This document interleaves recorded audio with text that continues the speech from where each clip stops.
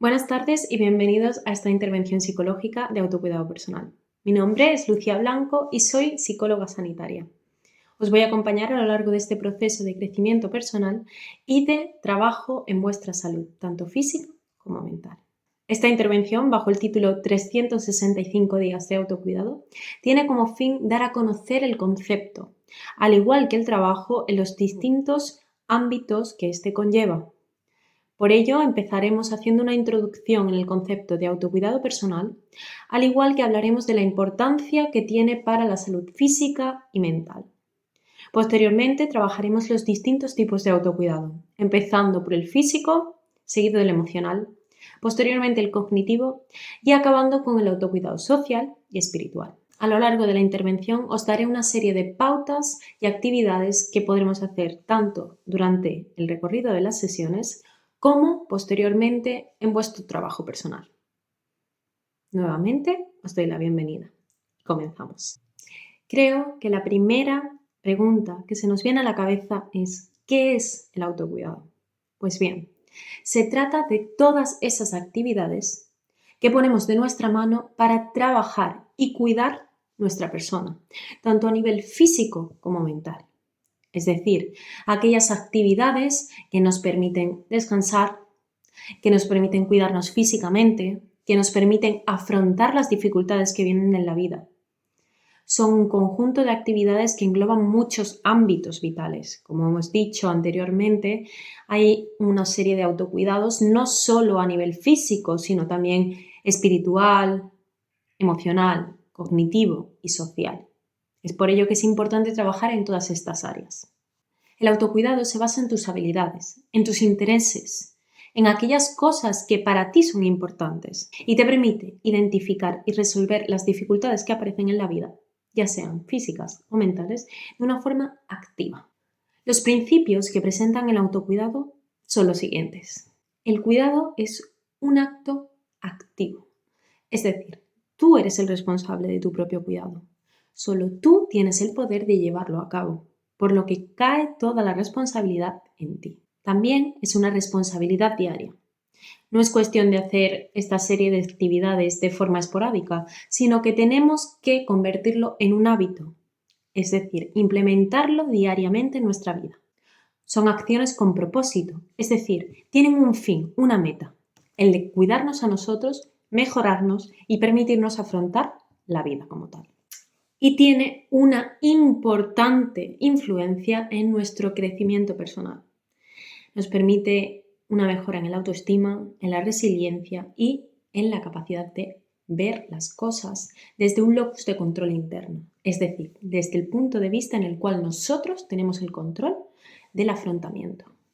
El autocuidado es beneficioso para todas las áreas de nuestra vida y entre muchos de esos beneficios podemos destacar la mejora de la autoestima, la mejora de la productividad, la mejora de los propios tratamientos, tanto físicos como mentales que estemos llevando a cabo, una mayor valoración de las pequeñas cosas que nos suceden en la vida, una conexión con el presente que no solemos tener tan a menudo y muchos otros que iremos viendo a lo largo de esta intervención. Podríamos definir de una forma reducida ese autocuidado como un compromiso con tu salud. Es decir, el autocuidado implica tomar control de tu salud física y mental. No se trata solo de hacer actividades sin ningún tipo de conexión, sino de embarcarse en un proceso de crecimiento personal. Y tomo conciencia de que este proceso puede llevar tiempo, pero los beneficios os aseguro que merecen la pena. A continuación, os quiero plantear un juego. Vamos a llamarlo el juego de los mitos. En este os voy a presentar una serie de frases, de distintas afirmaciones y quiero que os paréis a reflexionar sobre ellas y que os planteéis si son verdaderas o falsas. El autocuidado es tomar conciencia. ¿Qué pensáis?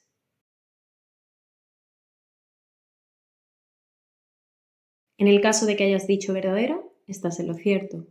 Al final el autocuidado es un proceso en el cual tomamos conciencia de aquellas cosas que habitualmente hacemos o, en muchos casos, no nos paramos a hacer todavía, pero terminaremos haciendo al final de esta intervención, y pararte a saborearlas, a ver el propósito que tienen en nuestra vida.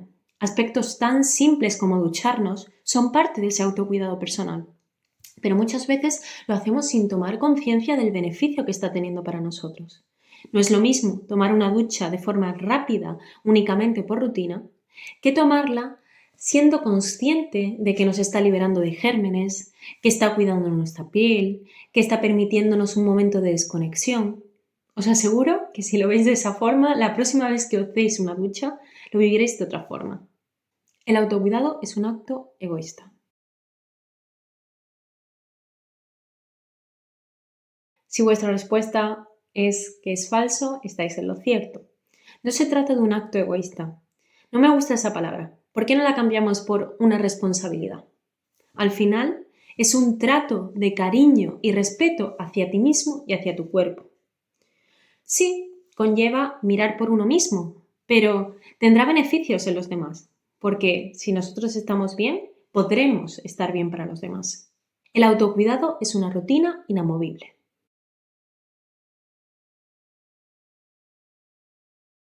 Se trata de una afirmación falsa. ¿Por qué? Porque el autocuidado es algo que varía con nuestra vida. Hay momentos en los que ciertas actividades son las que más beneficio nos traen. Sin embargo, hay otras que en otro momento tendrán mucho más beneficios. Es una rutina que podemos cambiar, pero no debemos dejar de lado. Siempre tenemos que estar conscientes de aquello que nos aporta ese bienestar y trabajar por incluirlo en nuestros hábitos diarios. Puede haber momentos en los cuales salir a pasear pueda ser el mejor autocuidado físico que podemos tener. Sin embargo, hay otros momentos en los que salir a pasear es ese momento en el que vamos a estar dándole demasiadas vueltas a la cabeza, voy a estar indagando en todos mis pensamientos negativos y por lo tanto no es la mejor opción de autocuidado. Es decir, ahí deberíamos trabajar quizá otro tipo de actividad que nos permita desconectar. Es por ello que es una rutina completamente adaptable y movible. El autocuidado es hacer siempre lo mejor para sí mismo.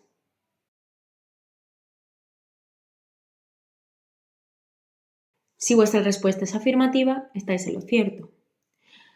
Sí, podemos decir que es egoísta si pensamos en la misma afirmación que nos encontrábamos con la anterioridad, pero no. Dijimos que no era un egoísmo, era una responsabilidad. ¿Y por qué lo mejor para uno mismo? Porque si no estamos bien nosotros, no podemos estar bien para los demás. Es cierto que a veces lo mejor para uno mismo no es lo mejor para el resto de contextos o el resto de personas que están a nuestro alrededor. Pero como he dicho, si no miramos por nosotros, no podremos estar bien para afrontar el resto de aspectos que vengan en nuestra vida. Cuidarse requiere muchos recursos.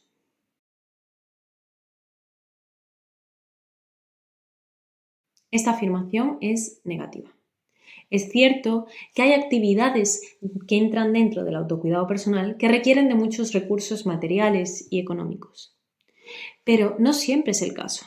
Quizá ir al psicólogo no es económicamente lo que te puedas permitir ahora mismo, pero sí salir a dar un paseo, reflexionar sobre tu vida, incluir afirmaciones positivas en tu propia conducta. Todo eso entra dentro del autocuidado personal. Autocuidado es igual a descansar.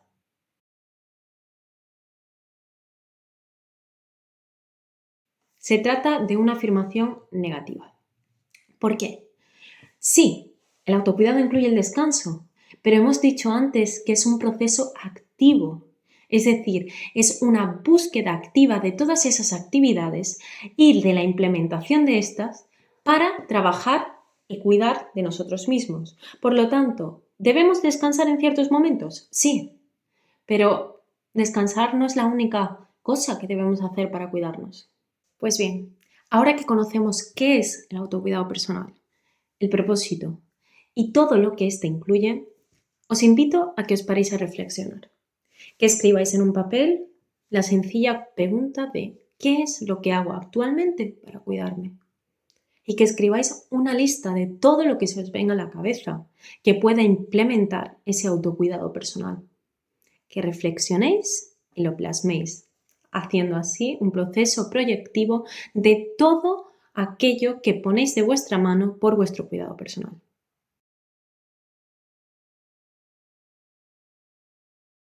Cuando terminéis la lista, quiero que la guardéis y la tengáis cerca. Porque cuando terminemos esta intervención psicológica en autocuidado personal, volveremos a ella para ver qué nuevas actividades estamos haciendo, que estoy segura de que serán muchas. Como dijimos con anterioridad, hay muchos tipos de autocuidado, pero los podemos englobar en 5 categorías. Estas categorías son autocuidado físico, autocuidado emocional, cognitivo, social y espiritual. A continuación iremos indagando en cada uno de ellos. Os veo en el siguiente episodio.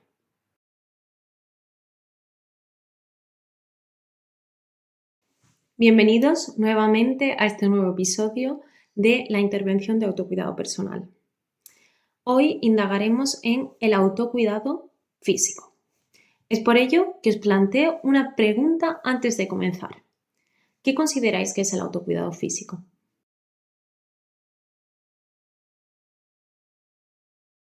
Pues bien, podríamos definirlo como dedicar tiempo a nuestras necesidades básicas, concretamente a las que se encuentran dentro de la amplitud de lo físico, aspectos como la alimentación, la actividad física, el sueño, la higiene.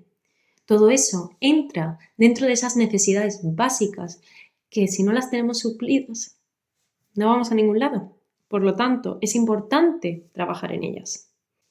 Además, cuidar de nuestro cuerpo está ligado a nuestro bienestar mental. Dentro del autocuidado físico, como hemos dicho anteriormente, podemos hablar de la alimentación, de la actividad, del sueño y de la higiene. Empezaremos hablando de la alimentación. Con esto no nos referimos a hacer dieta, a seguir un plan estricto de alimentación que debemos tener. No. Es cierto que es fundamental llevar a cabo una dieta que permita suplir todas esas necesidades alimentarias que tenemos. Pero con autocuidado alimentario a lo que nos referimos es más bien a tomar conciencia en el proceso de alimentar. Se trata de tomar conciencia de qué alimentos nos hacen bien y cuáles no, de cuáles nos dejan más hinchados y cuáles nos dejan más ligeros, también para poder adaptarlos a las distintas actividades que tengamos a lo largo del día. No tiene mucho sentido tomarse un plato que nos deje muy cansados, que nos deje muy pesados, antes de enfrentarnos a una actividad en la cual vamos a tener que estar activos. De la misma forma, darnos cuenta de qué alimentos nos sientan mejor. Por ejemplo, descubrir nuestras intolerancias alimentarias. Para ello hay que tomar conciencia. También se trata de centrarnos en el acto de comer. Es decir, aspectos como estar viendo la tele o con el móvil mientras comemos no nos permiten lograrlo. También tomar conciencia de cuándo estoy lleno y cuándo necesito comer más. Es decir, ¿qué sentido tiene seguir comiendo cuando nos encontramos saciados? Lo único que va a lograr es que posteriormente nos encontremos un poco peor físicamente.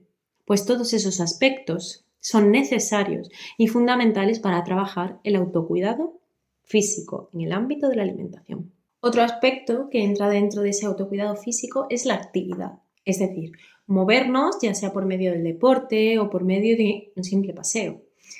Todo eso mantiene nuestros músculos y articulaciones saludables. De la misma forma, libera sustancias que nos hacen sentir bien. Tanto antes de hacer el ejercicio si estamos expectantes y deseando llegar a ese momento, porque también puede ser un momento de socialización o de realizar esa actividad que realmente nos gusta, como después, al finalizar, que liberamos sustancias que nos reconfortan y que nos hacen sentir bien. Hay muchas actividades físicas que podemos hacer. No es necesario irse al gimnasio o apuntarse a una clase de boxeo o irse a correr, que quizás nos da un poco más de reparo. Hay otras actividades como el yoga, tai chi, que también son actividades físicas que van a conseguir esos beneficios y que quizás se adaptan más a nuestras características. Respecto a la higiene, también es un aspecto fundamental. Cosas como ducharnos, lavarnos los dientes, hacernos la manicura y la pedicura, irnos a cortar el pelo y mantenerlo sano, son cosas que hacemos diariamente, que tenemos en cuenta, pero que no tomamos conciencia de ellas.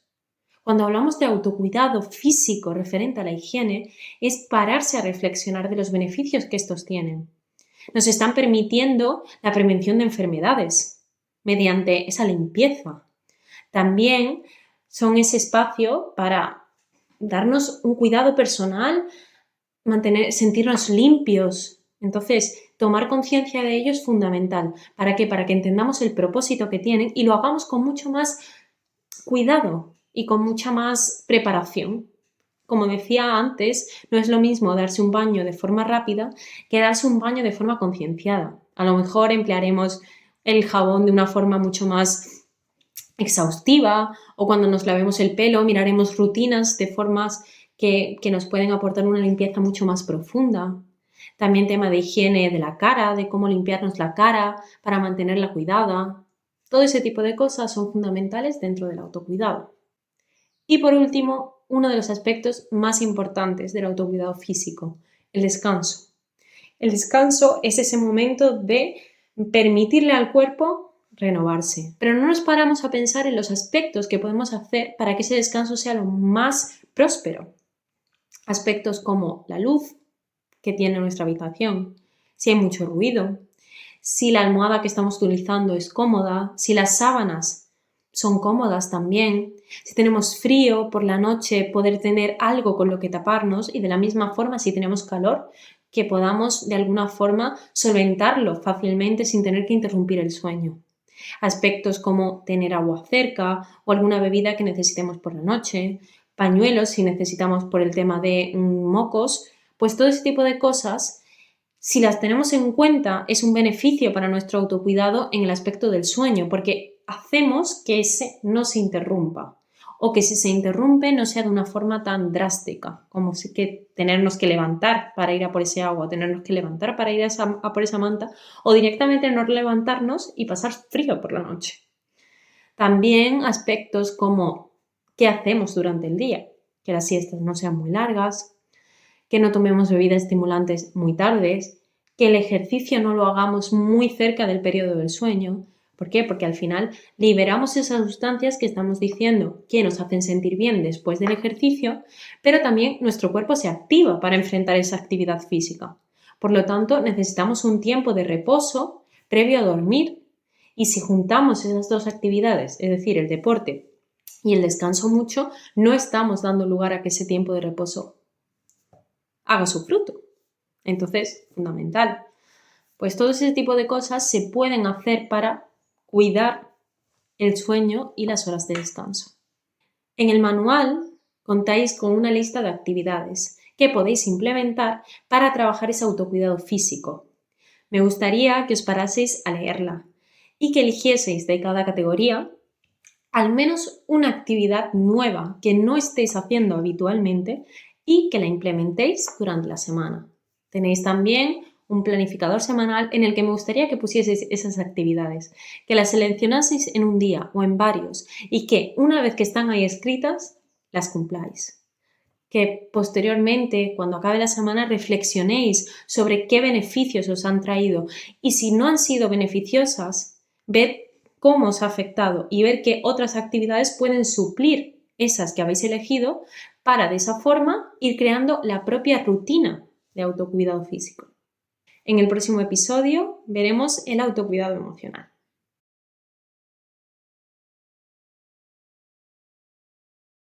En este episodio vamos a trabajar el autocuidado emocional. Y al igual que planteábamos en el episodio anterior, me gustaría lanzaros la pregunta: ¿qué consideráis que es ese autocuidado emocional? Reflexionar.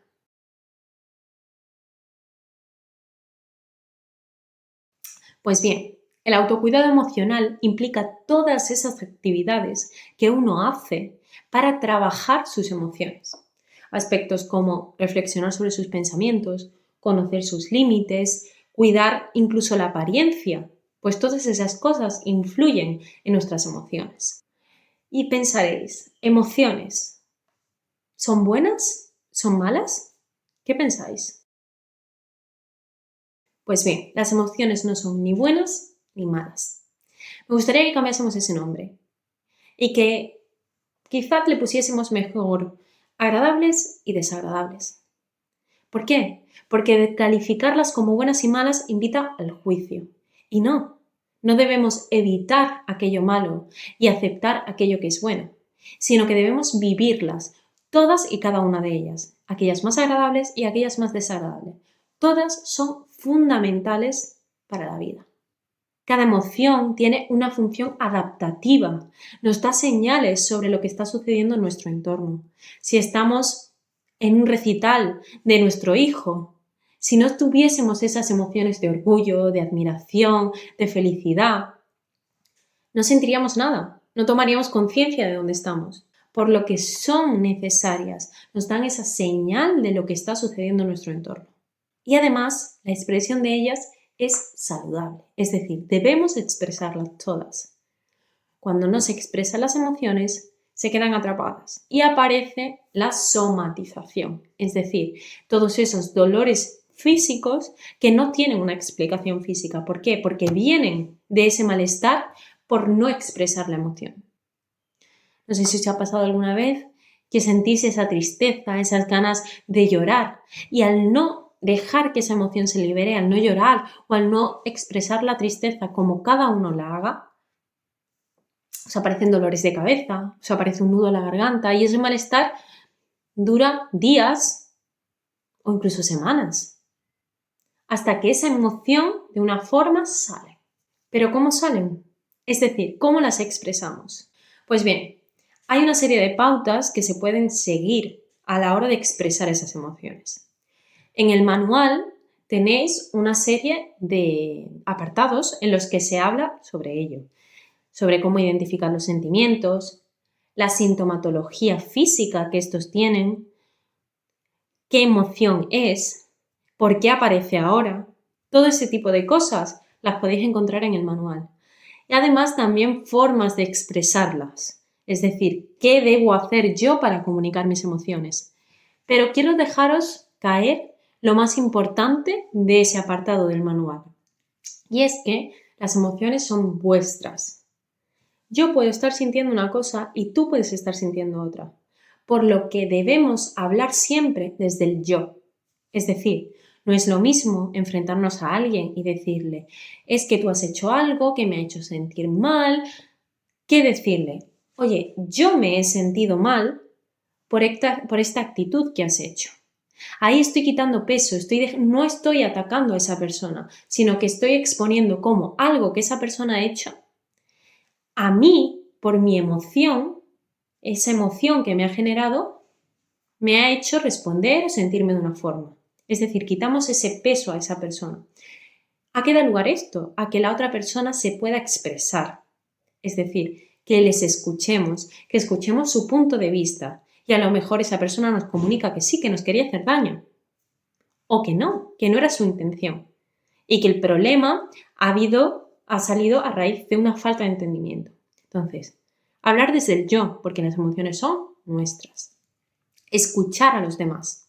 Otro aspecto importante de escuchar es que este no implica dar la razón. Yo escucho tu punto de vista, tú escuchas mi punto de vista. Si llegamos a un punto de acuerdo, genial. Si no, no pasa nada. Hemos tenido los dos la oportunidad de expresarnos. Mantener la calma también es importante. Cuando expresamos nuestras opiniones, mantener la calma es otro aspecto importante.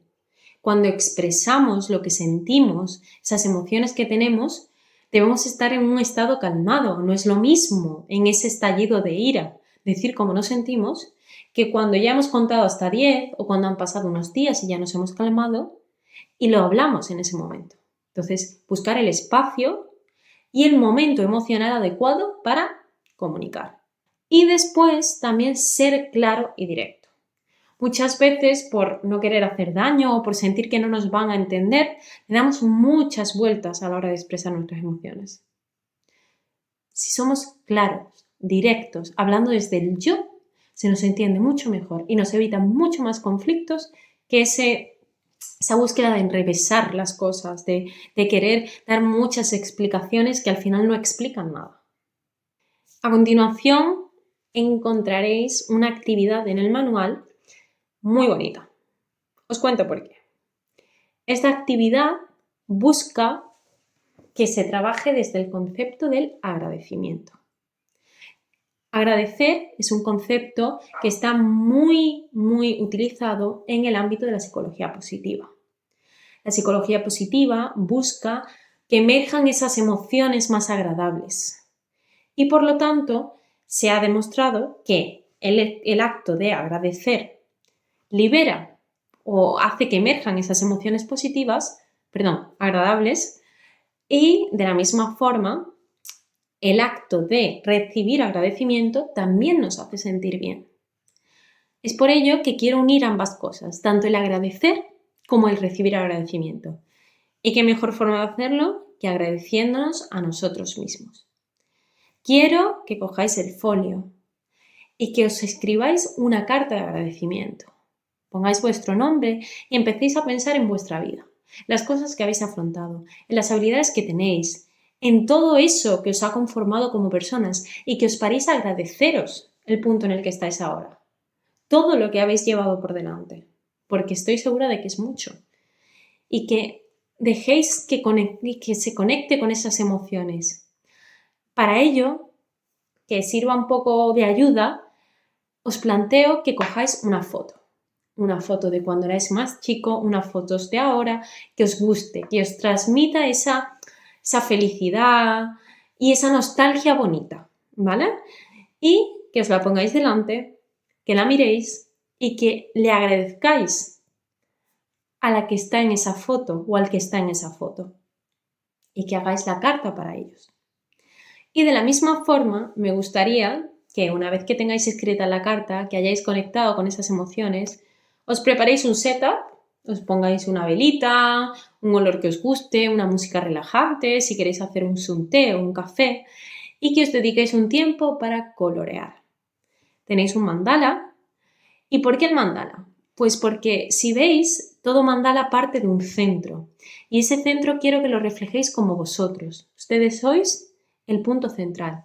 Y a partir de ahí emergen una serie de figuras, de dibujos, que representan vuestras habilidades, las experiencias que habéis vivido, las cosas que habéis aprendido, las dificultades que habéis tenido. Todo eso queda englobado en el mandala y forma un todo, es decir, os forma a vosotros. Por lo tanto, quiero que mediante la pintura, mediante el color, conectéis con esas emociones. Y, oye, que estoy viendo esta foto y para mí esta foto me transmite paz. Y para mí la paz es el azul. Pues cojo el azul y pinto con azul. Y ahora me transmite alegría y para mí la alegría es el amarillo. Pues cojo el amarillo. Toda gama de colores es aceptable. Cada uno representa las emociones con un color. Entonces, sentiros libres de conectar con vuestras emociones, de conectar con los colores que representan esas emociones y de poner y plasmarlos en ese mandala. Una vez terminéis, me gustaría que cogieseis la foto, la pusieseis en el centro del mandala y vieseis cómo ha acabado ese mandala con esa carta de agradecimiento. De la misma forma, tenéis otra serie de actividades para trabajar el autocuidado emocional al final de ese apartado del manual. Me gustaría que, como explicaba en el episodio anterior, leyeseis la lista, vieseis cuáles os gusta, cuál queréis implementar y las pongáis en el planificador semanal. Las trabajéis durante la semana y cuando acabe la semana reflexionéis sobre cuáles os han gustado, cuáles no, cómo os han hecho sentir y que poco a poco decidáis cuáles queréis implementar en vuestra rutina de autocuidado. En el próximo episodio veremos el autocuidado cognitivo.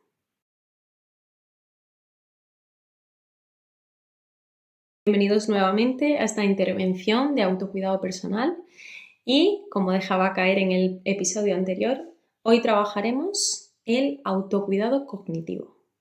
Como estaréis ya acostumbrados, os planteo la misma pregunta. ¿Qué consideráis que es el autocuidado cognitivo? Pues bien, el autocuidado cognitivo tiene un único objetivo y es cuidar y mejorar la calidad de nuestras funciones mentales y de nuestros pensamientos. Aspectos como escribir los pensamientos y reflejarlos mediante esta técnica proyectiva de escribir es una tarea fundamental para el autocuidado cognitivo. Incluir pensamientos positivos y afirmaciones positivas en nuestra narrativa de la vida también es fundamental. De la misma forma, hacer eso de reconocer esos pensamientos recurrentes cuando estamos en ese bucle de negatividad, negatividad y negatividad. Y por último, expresar. Al igual que hablábamos de las emociones, hablamos de los pensamientos. Es fundamental expresarlos. ¿Por qué? Porque esos pensamientos generan emociones y cuando no expresamos el pensamiento no vamos a expresar las emociones y aparece lo que hablamos de la somatización. Por lo tanto, expresarlos, encontrar un espacio seguro, una persona segura con la que hablarlo, una forma segura de hacerlo. A lo mejor no se lo queremos contar a nadie, pero lo podemos escribir y de esa forma también lo estamos expresando. Ahora me gustaría exponeros aquellos aspectos que entran dentro del proceso de cognición. ¿Por qué? Porque es fundamental conocerlos, saber cómo se elabora ese proceso de pensar para así poder trabajar en él y poder trabajar en las distintas áreas que están involucradas. Tenemos 3 conceptos: el concepto de percepción, el concepto de atención y el concepto de memoria. Empecemos por la atención. Cuando nosotros nos miramos a un espejo, prestamos atención a algo. Supongamos que a mí no me gusta mi nariz. Y yo me miro al espejo y nada más que le presto atención a mi nariz. ¿Qué va a suceder? Que no voy a ver otra cosa, porque mis ojos tienen la atención puesta aquí. Aparece entonces segundo el proceso, que es el proceso de percepción. Si mi atención está aquí, ¿yo qué percibo? Que mi nariz no me gusta. Por lo tanto, en ese proceso de percepción, es decir, de cómo entendemos aquello a lo que le estamos prestando atención, va a ser una percepción negativa y una percepción destructiva, porque probablemente no me diga, ay, no me gusta mi nariz, no pasa nada, sino que me diga, no me gusta mi nariz, qué fea soy, ahora voy a salir a la calle y la gente me va a ver la nariz, no voy a tener nunca amigos ni pareja. Es decir, ya entro en ese bucle de percepción negativa. Y, por último, el proceso de memoria. Es decir, si yo continuamente, todos los días, cuando me miro al espejo, me fijo en mi nariz, es decir, primero le presto atención a mi nariz, mi percepción es una percepción negativa y esto sucede todos los días, en mi memoria, ¿qué se va a quedar? Pues todas esas conductas y pensamientos negativos que me digo. Pues ahí es donde está la clave. ¿A qué le voy a prestar atención ahora? Oye, mira, mi nariz no me gusta, pero es que mis ojos me encantan. Y ahora, mirando al espejo, en vez de prestarle atención a mi nariz, le voy a prestar atención a mis ojos. ¿Y qué voy a percibir? Que tengo unos ojos muy bonitos. Oye, pues como tengo unos ojos muy bonitos, me voy a maquillar un poquito aquí para resaltar más el color de mis ojos. O hoy me voy a poner unas gafas para, no sé, para que se centre la atención en los ojos. O simplemente los voy a dejar como tal y voy a observarlos y darme cuenta de lo bonitos que son. ¿Qué pasa? Que ahora mi memoria lo que va a recibir es que mis ojos me encantan. Y voy a empezar en ese bucle, en esa rueda, pero en este caso de pensamientos positivos. Entonces, es justo eso. Es trabajar la atención, la percepción, es decir, cómo interpreto aquello a lo que le presto atención y qué almaceno en mi memoria. ¿Lo más agradable o lo más desagradable? Hay una serie de actividades y herramientas que podemos hacer para trabajar esos tres elementos que están involucrados en el proceso de cognición. Aspectos como la lectura, aprender idiomas, tener estímulos sensoriales, todos esos tienen sus beneficios a nivel de memoria, atención y percepción. También meditar, estar en silencio, es decir, darles ese espacio de descanso también necesario. Y súper importante, cuando identifiquemos que nuestro estado cognitivo está alterado, lo cual podéis ver a nivel sintomatológico en el manual, en el cual tenéis a una personita con un montón de síntomas alrededor. Pues esos son síntomas de que nuestro estado cognitivo está alterado. Aspectos como el insomnio, la incapacidad de comunicarnos, el dolor de cabeza, el malestar emocional. Cuando tengamos esos síntomas y los identifiquemos, volvemos a lo importante. No nos saturemos de información. No nos saturemos de datos de redes, de amigos, ¿Por qué? Porque nuestro cerebro lo que necesita es descansar. Nuestra cognición necesita descansar, necesita recargarse de energías para volver a afrontar las cosas. ¿Qué otras cosas podemos hacer? Aspectos como no forzar la mente, que es lo que hemos dicho, pero también, oye, no nos vamos a parar y estar quietos. Vamos a afrontar las cosas de otra forma. Por ejemplo, en lugar de ponernos objetivos muy complejos, muy a largo plazo, vamos a reducirlo, vamos a afrontar las cosas con otra perspectiva, poquito a poco, adaptándonos a nuestro estado cognitivo. Y de la misma forma, evitar decisiones grandes. Cuando estamos saturados, muchas veces decimos que sí o que no a cosas que no hemos reflexionado bien. Por lo tanto, os recomiendo que en esos momentos de debilidad evitéis tomar decisiones importantes. Ahora me gustaría explicaros un modelo que para mí es fundamental. Es un modelo que viene de la psicología cognitivo-conductual, la cual se basa en explicar nuestros comportamientos en función de esa percepción, esa cognición que tenemos de las cosas que nos suceden, es decir, de cómo interpretamos y de lo que pensamos de lo que nos sucede. Este modelo se conoce como modelo ABC y la A corresponde a el antecedente, es decir, ¿qué nos sucede? Por ejemplo, yo voy por la calle y me encuentro a alguien que conozco y esa persona no me saluda. Si ante esa situación me voy a la columna B, yo interpreto que le caigo mal, que no quiere verme, que no voy a tener nunca amigos, que soy un desgraciado, que voy a morir solo. Es decir, me digo todos esos pensamientos.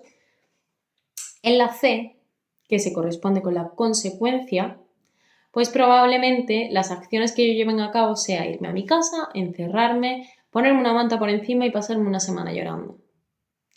Sin embargo, si yo ante la misma A, es decir, ante el mismo antecedente, que es que mi amigo no me ha saludado, yo lo que interpreto es no me ha visto, el próximo no me ha visto, ¿qué voy a hacer?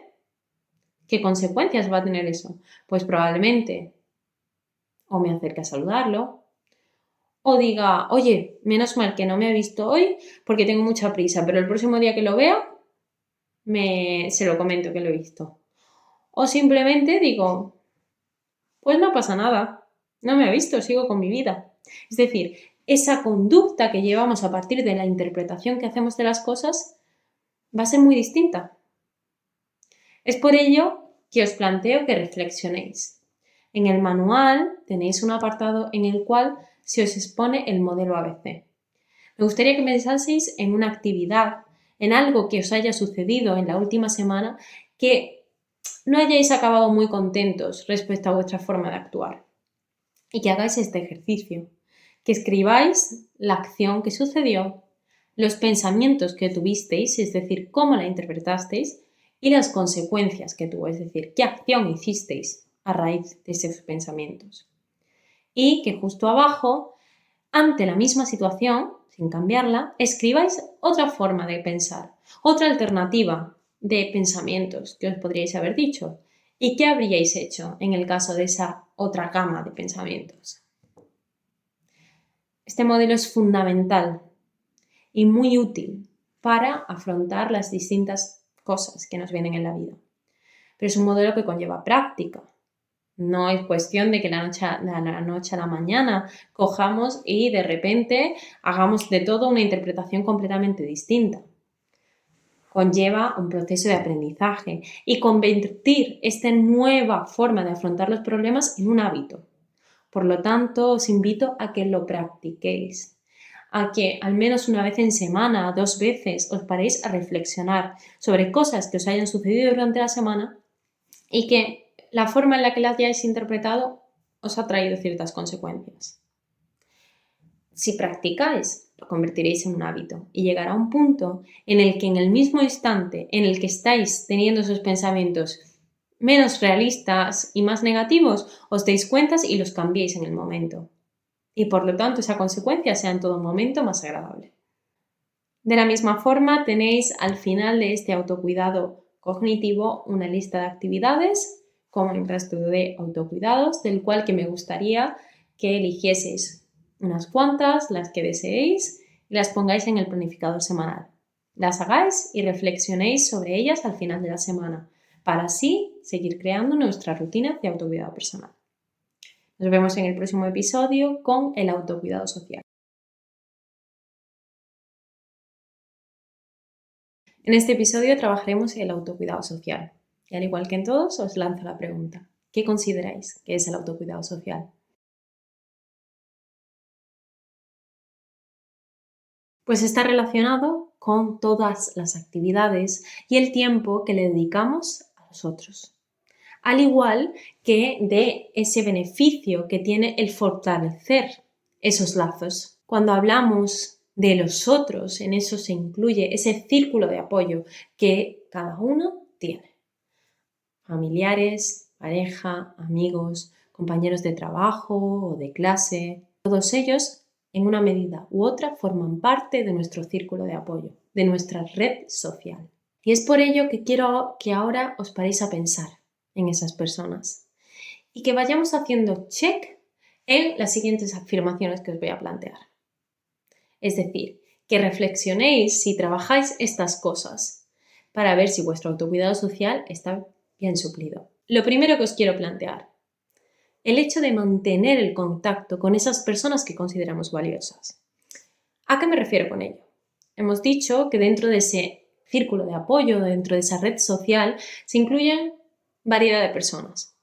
Pues de esas personas, ¿quiénes son valiosas para ustedes y qué hacéis para mantener el contacto con ellos? Ahora quiero que reflexionéis sobre lo que hacéis y si lo hacéis respecto a planear esas actividades con los otros, es decir, con esas personas, ya no solo las valiosas, sino con aquellas que conforman nuestra red social. Ahora pasemos al concepto de escuchar y de dejarse escuchar. Cuando hablamos de esa red social, tenemos que ser conscientes de la importancia de escucharlos, de escuchar a los demás, lo que nos quieren contar, pero también de si nosotros estamos teniendo la oportunidad de dejarnos escuchar por los demás. Es decir, a qué personas le cuento ciertas cosas y a qué personas le cuento otras, y son capaces de hacer ese mismo ejercicio, de escucharme sin juzgar. Y una vez hecho check, seguro que en todo lo que hemos planteado, quiero que nos paremos a reflexionar sobre qué conlleva una relación saludable, qué aspectos son fundamentales para poder decir: oye, esta relación sí. Aspectos como la confianza, el respeto mutuo, evitar insultos. Sí, entiendo que en esos momentos de frustración, de enfado, que los puede haber y los habrá, pues se nos escapen quizá ciertas faltas de respeto o ciertos insultos, pero cuando valoramos si esa relación de verdad es una relación saludable, es cuando a raíz de ese momento de malestar, de cabreo, de expresión de esa ira, si después somos capaces de reflexionar, de pedir perdón, de entendernos, de escucharnos, si eso se da, entonces tenemos una relación saludable. Aspectos como la confianza, el compromiso, la buena resolución de problemas en conjunto, y aspectos como la individualidad. ¿A qué me refiero con individualidad? Cuando nosotros estamos en una relación de lo que sea, somos esto. Y la otra persona es esto. Y juntos tenemos una relación de amistad, de pareja, de compañerismo de trabajo, de lo que queráis. Pero, si os dais cuenta, estamos unidos aquí y este es nuestro espacio de relación, pero yo sigo siendo yo y esta persona sigue siendo esa persona. Es decir, mantenemos nuestra individualidad. Sin embargo, existen casos en los que esto no es así, sino que es así. Es decir, esta persona o yo vivo por y para esa persona. Si no estoy con ella o si no estoy con él, no soy nadie. Esto es lo que debemos evitar. Y en el caso de que identifiquéis una relación así, pararos a reflexionar, a ver de qué forma podéis salir de ahí para recuperar vuestra individualidad. Y quizás una de las cosas que debáis trabajar sea lo que veremos a continuación. Pero para llegar a ello, antes quiero plantearos una actividad. Quiero que penséis en vuestro círculo, que seleccionéis las personas más importantes y que las plasméis en la ficha que tenéis en el manual. Quiero que escribáis vuestro nombre, que escribáis el nombre de esas personas en las casillas correspondientes y que pongáis esas cualidades que os hacen incluirlos ahí. Es decir, ¿qué os aporta esa relación? Porque esa persona es importante para vosotros. Y quiero que una vez acabéis la actividad os deis cuenta de cómo cada una de esas relaciones os aporta algo a vuestra vida. Quizás mi amiga Pepa es la mejor amiga que puedo tener para que me escuche sin juzgarme. Y a lo mejor mi amigo Miguel es esa persona perfecta para reírme. Es decir, que encontréis algo que hace único y especial esa relación y por la que necesitáis cuidarla y mantenerla en vuestra vida. Adelante. Retomando con lo que os comentaba antes de qué podemos hacer para recuperar nuestra individualidad, incluso para no perderla nunca, es el tema de los límites. ¿Qué son los límites? Son esas reglas que nosotros establecemos sobre qué cosas sí y qué cosas no. Son completamente variables. Lo que ahora le digo no, dentro de un tiempo le puedo decir que sí. Y se pueden poner nuevos límites siempre que queramos. Es nuestro derecho y nuestra responsabilidad sobre nuestro bienestar. Por ello, es fundamental que los tengáis muy presentes y que los sigáis a rajatabla. ¿Por qué? Porque cuando no tenemos límites, el decirnos se nos hace muy complicados. Cuando los tenemos bien establecidos, sabemos qué tipo de límites son y tomamos conciencia del bienestar que nos van a aportar, decir no es tan complicado. Existen distintos tipos de límites y saber cómo categorizarlos es otro paso para tomar conciencia de ellos. Tenemos los límites físicos relacionados con el espacio personal. ¿Quién dejo que me abrace? ¿Quién no? ¿En qué aspectos prefiero dar la mano o en qué aspectos prefiero un abrazo o prefiero incluso 2 besos?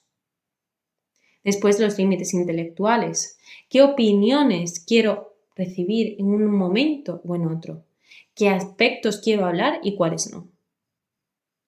Los límites sexuales. Ya no solo de qué ámbito sexual quiero explorar y cuál no, o hasta dónde quiero llegar en las relaciones sexuales y hasta dónde no, sino también en la propia expresión de la sexualidad. Todo lo que hacemos, cómo nos movemos, cómo nos vestimos, cómo hablamos, es la expresión de nuestra sexualidad. Pues ahí también existen límites. ¿Cómo quiero ir vestida aquí y cómo quiero ir vestida allí? ¿Me quiero maquillar para esto o no? Todo eso, límites que debemos establecer. También los límites materiales, es decir, ¿qué es mío y qué quiero que se quede como mío? ¿Y a quién se lo dejo y a quién no? Límites de tiempo. ¿Qué tiempo empleo a esta actividad? ¿Qué tiempo empleo a esta persona? ¿Qué tiempo es requerido para mí, para mi soledad? Planteároslo. Y por último, los límites emocionales. ¿Con quién comparto mis emociones? ¿En qué momento los comparto? ¿Cuánto tiempo necesito para calmarme? Quiero que os paréis a pensar en todos esos límites que tenéis y en aquellos que no tenéis pero que queréis implementar. Y que en la ficha de los límites los escribáis. Quiero que los escribáis en la lista y que una vez que los tengáis expuestos y proyectados, los categoricéis en el límite que corresponda. De la misma forma, quiero que seleccionéis de la lista de autocuidado social las actividades que queréis implementar, las pongáis en el planificador semanal y una vez implementadas, reflexionéis sobre ellas para seguir creando nuestra rutina de autocuidado. En el próximo episodio veremos el último autocuidado, el espiritual.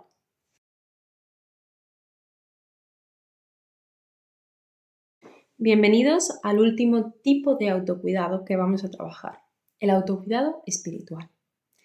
Y esta vez quiero cambiar esa pregunta inicial.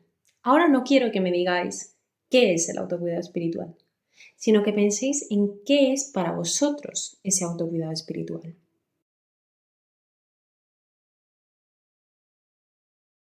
Toda respuesta es válida. Todo lo que hayáis definido y todo lo que hayáis pensado es correcto. Pero ahora os quiero dar mi visión. ¿Qué es el autocuidado espiritual para mí?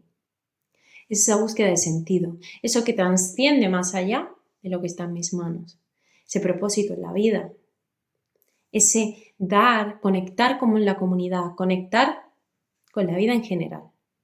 Y esto es fundamental para la salud, ya sea la expresión del autocuidado espiritual por medio de la religión o por medio de cualquier otro tipo de creencia, o simplemente por la creencia en uno mismo.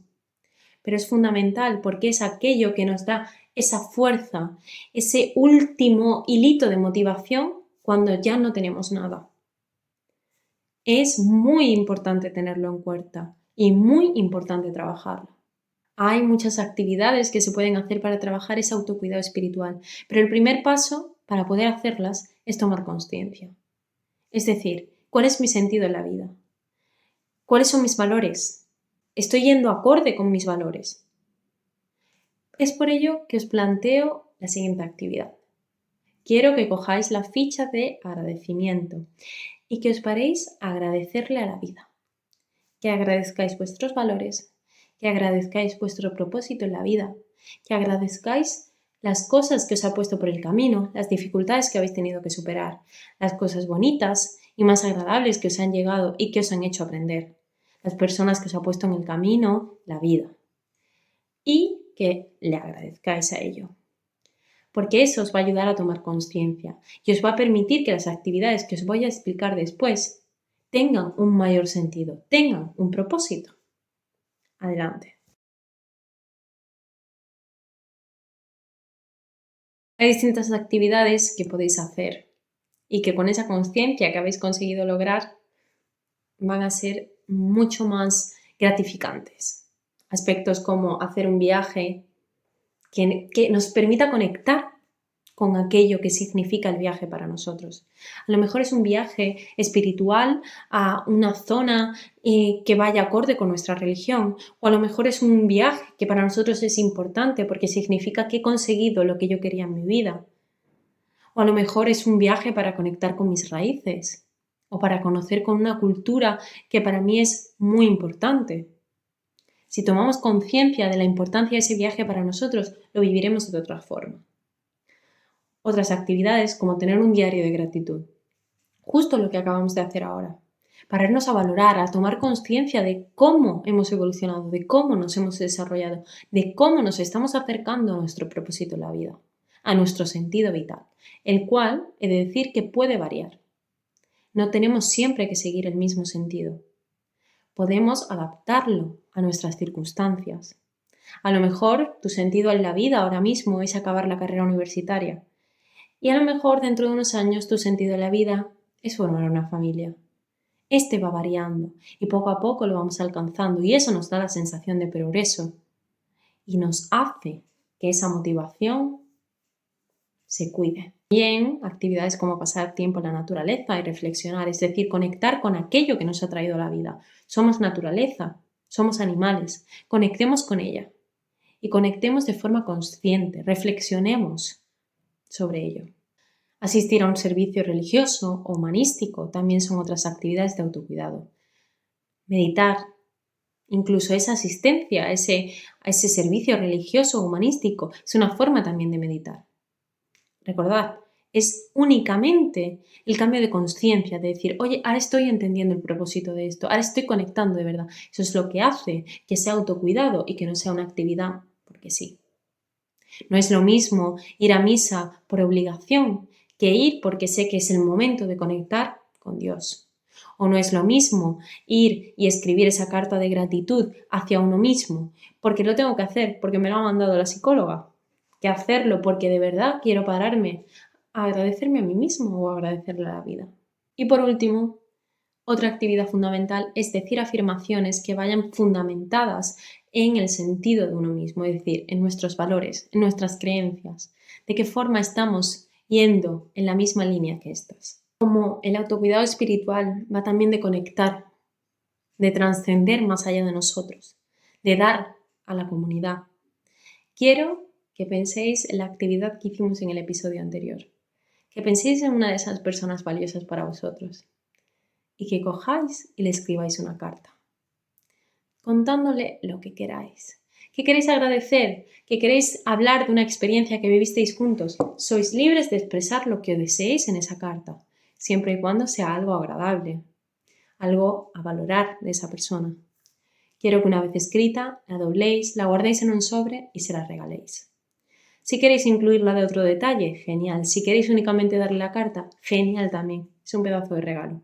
Pero quiero que trabajéis el agradecimiento y, al igual que en el resto de episodios, quiero que vayáis a la lista de autocuidado espiritual, que elijáis actividades y que las implementéis durante la semana. Con esto acabamos esta intervención psicológica en autocuidado personal. Espero que os haya servido mucho. Para mí ha sido un placer impartir estas sesiones y espero que las sigáis trabajando, que no dejéis de lado esto tan importante del autocuidado, porque es fundamental para la vida, para saber afrontarla de una forma distinta. Y os aseguro que si dais el paso de trabajarlo, de implementarlo, estaréis un pasito más allá de encontrar esa satisfacción vital. Un saludo y muchas gracias.